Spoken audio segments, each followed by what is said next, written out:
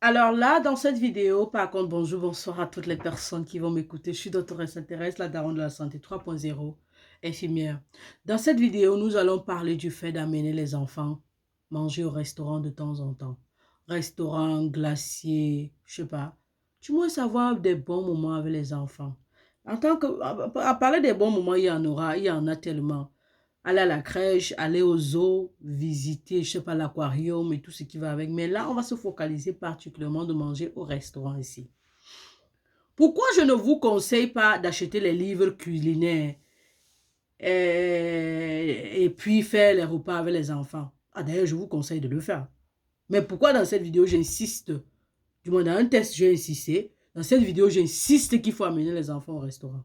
Il faut toujours avoir les moyens de sa politique. Hein. C'est-à-dire qu'il faut toujours justifier ce qu'on dit. Avec des arguments, pas avec des insultes, contrairement à ce que vous faites dans les commentaires.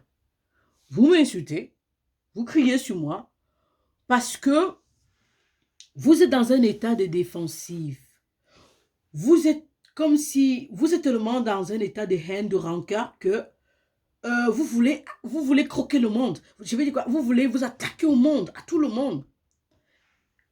Ce que vous appelez pauvreté, moi je n'appelle pas ça pauvreté. Si vous me suivez sur les réseaux sociaux, ça veut dire que si tu peux mettre ton téléphone, mettre ta connexion et me suivre, tu n'es pas pauvre. Parce qu'il y a plus pauvres. Il y a plus pauvres qui mangent une banane par jour, qui dorment à même le sol. Ces personnes ont des blessures, n'ont pas de quoi soigner ces blessures, ils dorment. C'est-à-dire, il y a les états, il y a la pauvreté. Maintenant, il faut définir la pauvreté. Il y a plusieurs types de pauvreté. La pauvreté, moi, je trouve que vous êtes pauvre, mais pas pauvre financièrement. Vous êtes pauvre spirituellement et mentalement. Dans le sens que, quand tu écoutes quelqu'un, il faut toujours regarder dans deux sens. Dans le mauvais et dans le bon sens. Ok, dans le bon sens, ce que cette personne dit, c'est quoi? Dans le mauvais sens, cette personne dit quoi? Si tu penses que tu ne comprends pas, laisse la vidéo, reviens regarder. Peut-être en regardant la deuxième fois, tu vas comprendre quelque chose. Tu vas dire, ah, ça arrive souvent. Que tu répondes à un commentaire, après tu te rends compte que tu as mal répondu, ça m'est arrivé plusieurs fois. Ou alors que tu écoutes une vidéo et quand tu réécoutes, tu dis, oh, je n'avais pas bien écouté ça comme ça. Donc, amener les enfants manger est différent. Un, manger à la maison est très sain. Faire les repas avec les enfants est non seulement sain, mais c'est une activité qui permet de se rapprocher des enfants, de créer des choses, de passer des bons moments avec les enfants. Mais amener les enfants au restaurant, souvent, de temps en temps, ça veut dire qu'occasionnellement, ça veut dire que quand tes moyens te le permettent, ça peut être chaque 6 mois, chaque 1 an, chaque 2 ans, en fonction de tes moyens. Et là, ici, on varie en fonction de la classe dans laquelle tu te retrouves. Si tu es bourgeois, tu peux te dire chaque mois ou chaque 2 semaines. Si tu es dans la classe moyenne, tu peux te dire chaque 6 mois. Si tu es prolétaire, tu peux te dire que chaque 2 ans. Peu importe, mais pourvu que tu le fasses.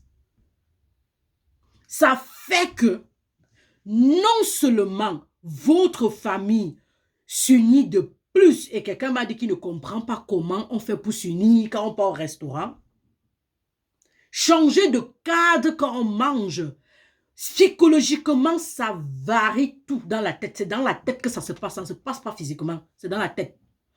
Manger à la maison, même si la femme refait le même plat qu'on a fait au restaurant, ça n'a pas le même goût que celui que tu vas manger au restaurant. Pourtant, ce sont les mêmes ingrédients. Pourtant, elle a réussi la recette. Pour la simple raison que le cadre dans lequel tu es assis en train de manger le repas change tout. Ça fait la différence.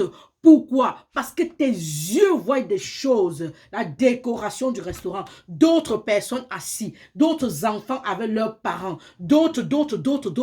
Tes oreilles entendent les choses, des familles qui sont en train de communiquer entre eux, planifier des choses, en train de faire des choses, mais aussi ton corps est assis dans un environnement différent. La chaleur de la pièce ou alors la température de la pièce, si on peut dire comme ça, fait la différence. Plus encore, le vêtement que tu as porté. Quand tu manges à la maison, tu portes quoi? Tes vêtements de la maison. Mais tu ne peux pas aller au restaurant avec tes vêtements de la maison. Ça fait une grosse différence pour ton corps. Quand tu serres ton pantalon, ton corps sent que c'est serré. À la maison, tu ne vas pas te permettre de manger avec un pantalon serré. Tu vas détacher le pain, porter même le soutien si c'est pour la femme ou rester sans eau. De plus, quand tu es à la maison, tu as une certaine liberté. Parfois, tu mets la télévision en train de en mangeant, ce qui ne se fait pas normalement. Théoriquement, vous ne devrez pas le faire. Surtout pour l'éducation des enfants, vous devez manger dans un endroit sans télévision. Au restaurant, tu n'as pas ça. Au restaurant, tu es concentré sur tes gens avec qui tu es venu. Ta femme, tes enfants ou alors ton mari, tes enfants. Ça fait la différence. À la maison, quand tu es en train de manger, tu as la télévision allumée. Dès que l'enfant passe, et qu'il là-bas, tu ne vois pas que je regarde la télévision ou je mange.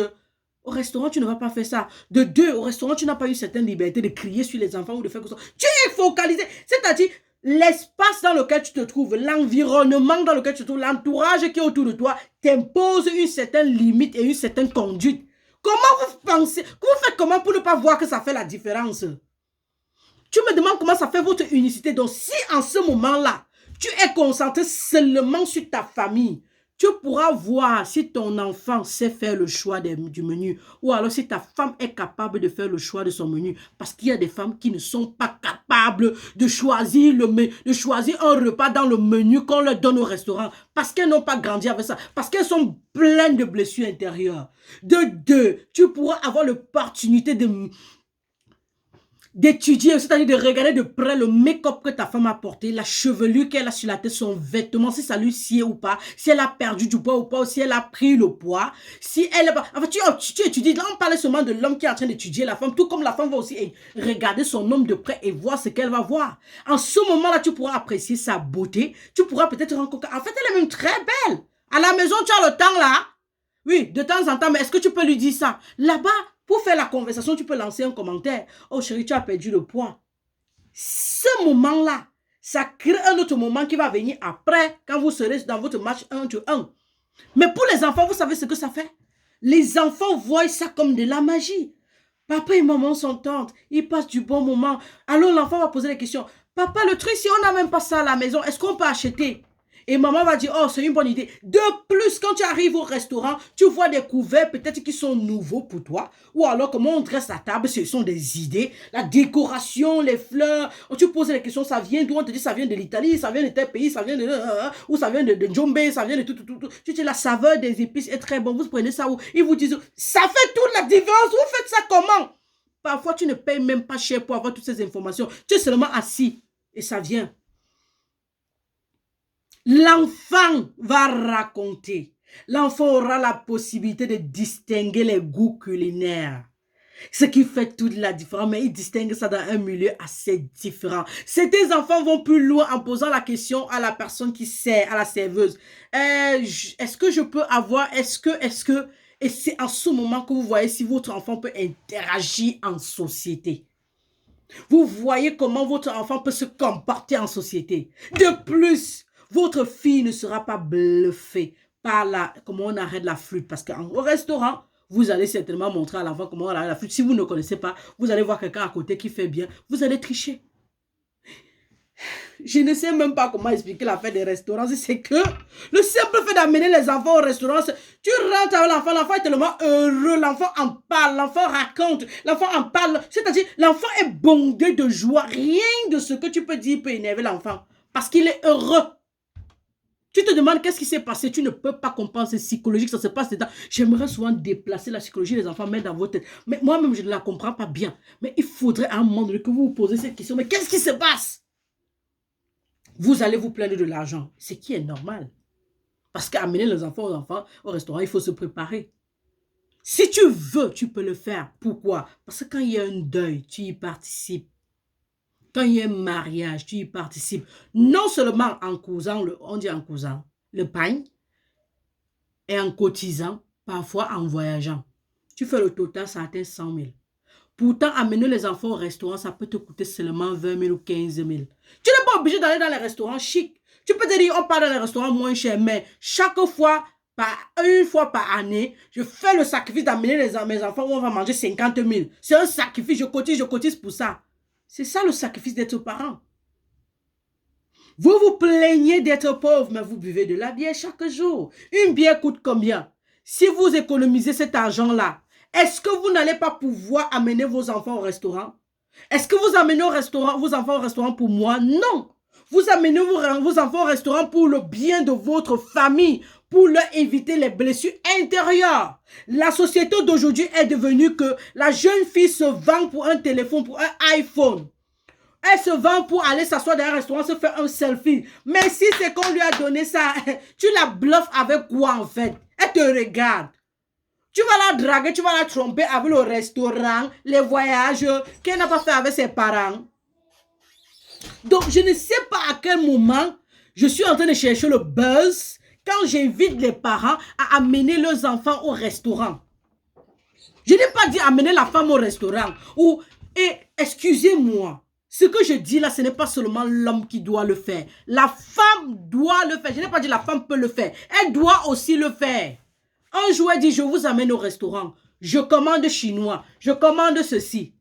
Maintenant, on parle des contextes. Ceux qui vont me dire, vous êtes en Europe, c'est facile là-bas. Non, au Cameroun, encore, c'est plus moins cher. Les restaurants sont tellement moins chers.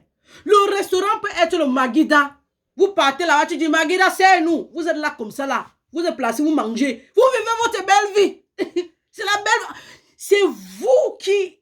Je dis, vous avez cet esprit de constipation que dès qu'on passe loin d'un truc bloqué, il y a des gens qui n'ont même pas la ration. On me donne la ration de 2 000, on doit aller au restaurant avec. Il y a des gens qui ne s'en sortent même pas. Non.